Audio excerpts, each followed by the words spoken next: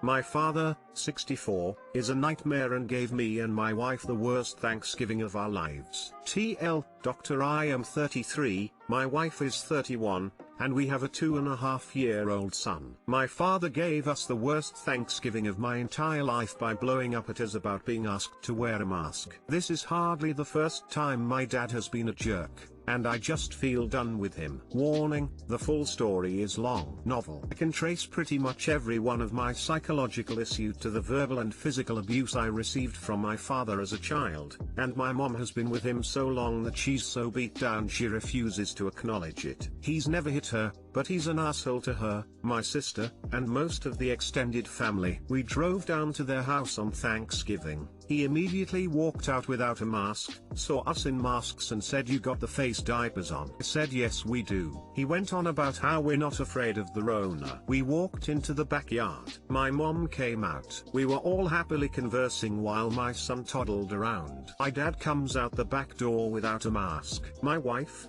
with the lightest of tones, said, "Where's your mask?" He immediately blew up, and said something along the lines of "Fuck you. Don't tell me to wear a mask in my own fucking house," and stormed back inside. Again, this was in front of his toddler grandson. My dad has yelled and swore at me more times than I can count, but this time something broke inside my head and I knew I couldn't do this anymore. We walked around the backyard with my mom and son. My mom kept pretty much making excuses for my dad. Stuff about he's been having a hard time with his job, my sister ran off, etc. My dad leans back out the back door to yell, "You weren't wearing masks with those people out in fucking New Mexico." Blah blah blah, more bullshit. We have spent the last week in Phoenix, not New Mexico, with some friends, and all of us had isolated for 2 weeks prior to that in order to be safe. Meanwhile, we knew my parents had gone to eat at a restaurant this same day. But no, it's because we love our friends but don't care about my parents. I kept telling my mom I can't do this anymore.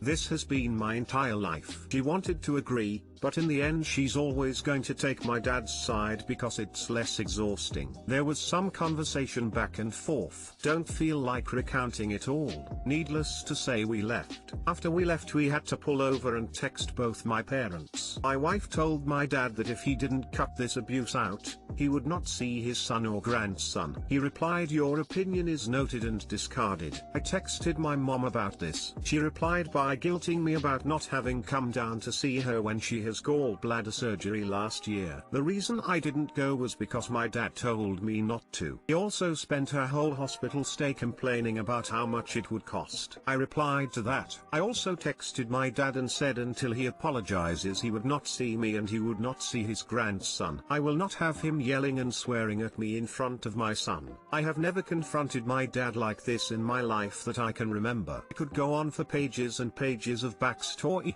but I don't want to waste everyone's day. At the moment I feel I'd be fine if I never saw or spoke to my father ever again. My mom needs to get out of there so she can remember what it's like to not live with his toxicity. No one I have spoken to has agreed with cutting him out completely forever, and I'm likely to calm down on this, but it's very hard. I guess I'm just asking for advice on how to move forward with my mom and dad, because at the moment it feels like it's dead. And with Christmas coming up, I can't imagine it will feel better anytime soon. Thank you for reading this far. Cheers. Follow up for this thread. My mom responded to my wife's email by emailing me, doubling down on taking my dad's side, and guilting me with everything she could possibly think of, including things which I thought had been resolved for years. So that's how I'm feeling tonight. Worst Thanksgiving ever. Worst Thanksgiving ever. You say that now, but in 10 years' time you are going to look back at this as one of the best decisions you ever made. You're protecting your son from this asshat. For me, it was the worst Christmas ever. I can still remember how much I was hurting. And now, years later, I can see that it was one of the times that actually meant something, and the choice I made caused every single day afterwards to be better. This is the start of something new. stop exposing your family to your dad. If that means not seeing your mother too, then that's what it means. You can try to talk to your mother about leaving, but it's up to her whether or not to do that, and you might have to accept that she isn't willing to. Starting over is hard enough when you're young. When you're older it's much harder. At the moment I feel I'd be fine if I never saw or spoke to my father ever again. Honestly, I think you shouldn't. Is he adding anything positive to your life whatsoever? Even if you decide to stay in contact with him, I agree with you /auntie_fascist, don't subject your wife and baby to him. My mom has been with him so long that she's so beat down she refuses to acknowledge it. He's never hit her, but he's an asshole to her, my sister, and most of the extended family. I kept telling my mom I can't do this anymore. This has been my entire life. She wanted to agree, but in the end she's always going to take my dad's side because it's less exhausting. My mom needs to get out of there so she can remember what it's like to not live with his toxicity. My mother was an enabler too. Maybe she's worn down, maybe she's not, but she's made her choices. I would strongly recommend seeing her alone if at all possible, but don't allow her to use guilt to manipulate you into being abused by your dad. You're not responsible for anyone but yourself and your immediate family, your wife and son. Years ago, for the sake of my own sanity, I had to cut my mother out of my life. She was a narcissist whose toxicity poisoned everyone around her. For years I faced pressure from other relatives and friends to make amends or get over her behavior. Never did. Even when I got married, had my first child, and my mother was on her deathbed, and my life was better for it. I am happier now than I have ever been. Stories from other family members about her abuses that have come out since she passed away have only affirmed that I made the right choice. When your father answered with your opinion is noted and discarded and kept trying to turn it around on you. Do what is best for you and your family. At some point, you have to recognize there is a cycle of abuse to break in order to save future generations. This type of abuse can change the DNA of children who are forced to listen to this type of abuse. Saving your young family from this type of future busting is your responsibility. Yours. Your mother has made her choices. She's an enabler to an abuser for reasons. Your choice is now to decide if you are also an enabler for reasons.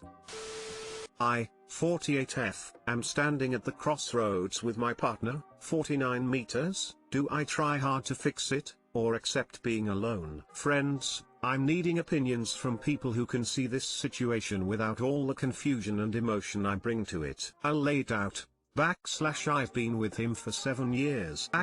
We both have teenagers, no children together, who are just about ready to leave the nest. I moved for him 3 years ago and haven't worked since, other than helping him with stuff. I mean, I've been busy every day but not in a paid position. I don't have a degree. I worked in government previously since I was in my 20s, and now I find that most jobs I've wanted to apply to want a BA and experience doesn't count as much. I really don't have any extended family. He loves me, well, his version of love, but I'm pretty aware that he's never been very attracted to me. This does hurt, but he likes a specific type and I'm not it. When I've asked him before why he was ever with me in the first place, he said because we had a friendship that grew into love and he loves me more than he's loved any previous partner. He is difficult to be with. He is verbally abusive when he's stressed, and unfortunately, due to life being life, I'm unable to head off all stress, so inevitably he ends up stressed and verbally abusive towards me. In the past he also has a propensity to text other women inappropriately. He swears he's not doing it anymore,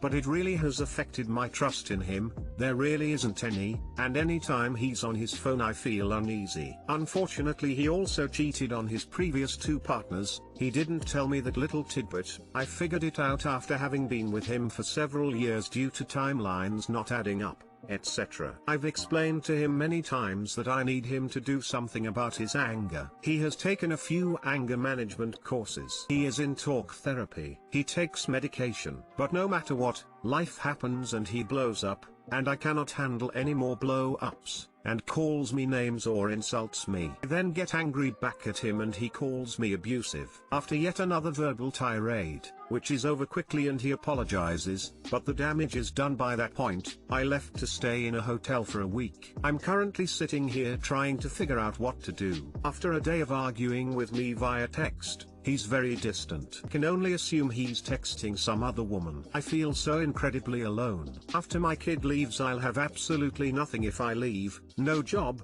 no partner. At least he loves me. Again, his version of love, but at least it's something. I matter to someone. Without him I have nothing. I'm trying to decide if I should try really hard to make it work between us. Couples counseling? I don't know. Any recommendations? Too long didn't read. Verbally abusive partner, but without him I'll truly be alone. You are my age and there is no way I would stay with a man like this. For your own dignity, you need to leave him and start over as a woman with self-respect. You do not have nothing, you have family and half a lifetime ahead of you. Exactly. And the future of this memory to her kids, that if anyone ever treats them this way, the way forward is to leave. This coming from a woman who took 14 years to leave a loveless marriage. What a waste of time. Except my kids are all great and one was conceived if our last hurrah, and no regrets for her being born. None. She's an amazing 15 years old. A loveless marriage is a loveless marriage. Certainly deserve better. The kids too, to have a decent man in their lives as stepdad. To see their mom truly happy. Or even just single but without drama. To have peace. You deserve more than to matter only to someone who abuses you, isn't attracted to you and isn't faithful to you. It sounds like he may have been isolating you from many other means of support, but once you're free of him it won't stay that way. You don't have to walk out the door right now, but this is the time to start getting all your ducks in a row. Find some way to make money or look into government support, look into charities providing resources for women who need to get out of abusive relationships and see if they have housing support or career training you can use. Connect with your friends and see if anyone can hook you up with a job or somewhere to go immediately after you leave. If it seems too hard to do all that just for you, can you do it to set a good example for your kid?